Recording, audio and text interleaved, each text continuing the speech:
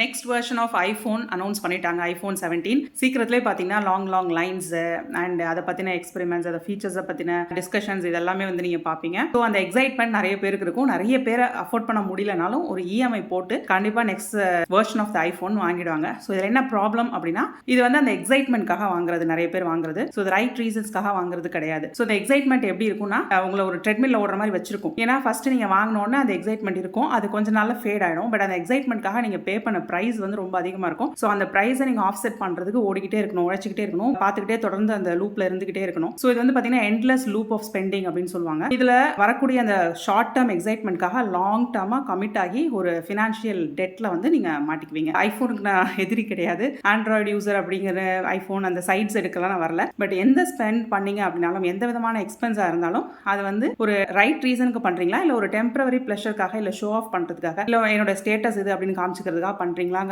மட்டும் ஒரு செக் பண்ணிட்டு அப்புறமா வாங்குங்க. கரெக்ட் ரீசன்ஸ்க்காக வாங்குறீங்கன்னா தாராளமா go ahead and buy it. But இந்த மாதிரி ரீசன்ஸ்க்காக வாங்குறீங்க அப்படின்னா நீங்க வந்து எண்ட்லெஸ் லூப்ல மாட்டிப்பீங்க அப்படிங்கறத ஞாபகம் வச்சுக்கோங்க.